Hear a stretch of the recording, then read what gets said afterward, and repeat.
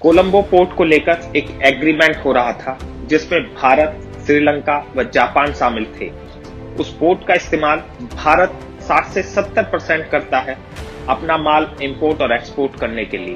तो जाहिर सी बात है, पोर्ट को विकसित करना भारत के लिए फायदे का सौदा था। इस एग्रीमेंट को राजपक्षे राजे ने रोक दिया है।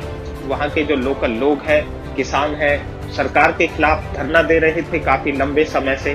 तो श्रीलंका सरकार को लगा कि कहीं ये आंदोलन उनकी गले की हड्डी ना पड़ जाए या इससे सरकार को कोई नुकसान ना हो, इसलिए राजपक्षे सरकार ने इस एग्रीमेंट को कैंसिल कर दिया है।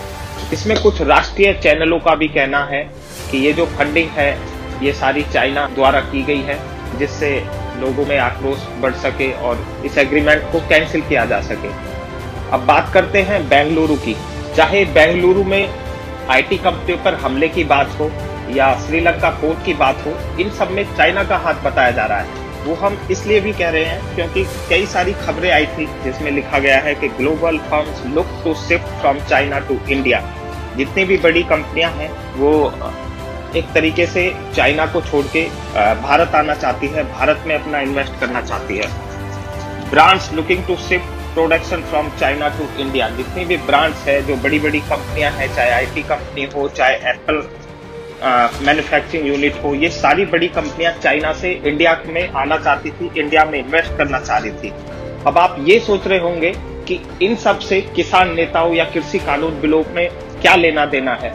सरकार ने किसानों को 1.5 साल का समय दिया था कि 1.5 साल का समय है, किसान नेता सब लोग इकट्ठा हुए, सरकार के भी उसमें लोग शामिल होंगे, हम लोग बैठ के संशोधन कर लेंगे। ये 1.5 साल के लिए इस कानून को स्थगित कर देते हैं। परंतु ये सब नहीं हुआ। किसान नेता चाहते तो इस धरने को खत्म कर सकते थे, परंतु इसमें नया मोड़ आया 2 और 3 फरवरी को, जब इंटरनेशनल फेम रिहाना का ट्वीट आया, मिया खलीफा का ट्वीट आया और पर्यावरण एक्टिविस्ट ग्रेटा थनबर्ग ने भी इस पर ट्वीट किया। ग्रेटा थनबर्ग ये एक एक्टिविस्ट है, जहां जहां एनवायरनमेंट को लेकर प्रोटेस्ट हुए हैं वहां ये खुद को इन्वॉल्व कर लेती हैं, उसमें शामिल हो जाती हैं।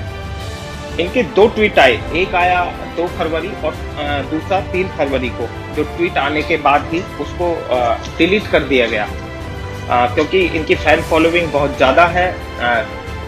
जैसे ही ये ट्वीट डिलीट हुआ, इससे पहले ही लोगों द्वारा इस ट्वीट को पढ़ लिया गया था, सेव कर लिया गया था। ये दरअसल एक डॉक्यूमेंट था जिसको हम एक टूल किट भी कह सकते हैं। इस टूल किट में इस आंदोलन की पूरी जानकारी थी। ये आंदोलन कैसे चलेगा, कैसे इस आंदोलन को आगे बढ़ाया जाएगा, यहाँ तक कि कौन कौन से जो एक्टर्स है, जो सिंगर है, जो एक्टिविस्ट है, ये कब कब अपना ट्वीट करेंगे, ये सारी भी जानकारी इस डॉक्यूमेंट में शामिल थी। ये वो टूल किट है ग्रेटा थनबर्ग का, जो इन्होंने डालने के बाद ही थोड़ी देर बाद डिलीट कर दिया गया था, जिसमें पूरी मूवमेंट की जानकारी है। इसमें बाकायदा लिखा गया है कि 26 जनवरी को हम लोग फिजिकल मूवमेंट करेंगे, जिसमें हम लोग जितने भी हमारे इंडियन एम्बेसी है, गवर्नमेंट ऑफिसेज है, मीडिया हाउसेज है, इन सब के आगे, यहाँ तक कि अदानी और अंबानी के ऑफिसेज के बाहर भी हम लोग आंदोलन करेंगे। Watch out for join the farmers march और परेड।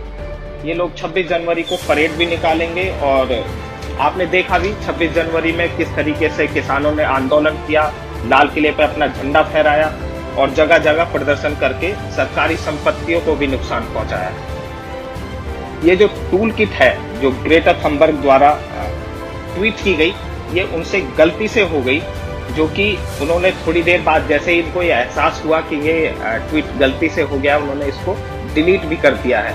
सोचिए, नवंबर में ही इस आंदोलन की साजिश रच ली गई थी कि कैसे इंटरनेशनल प्लेटफॉर्म पर भारत को बदनाम किया जा सकता है।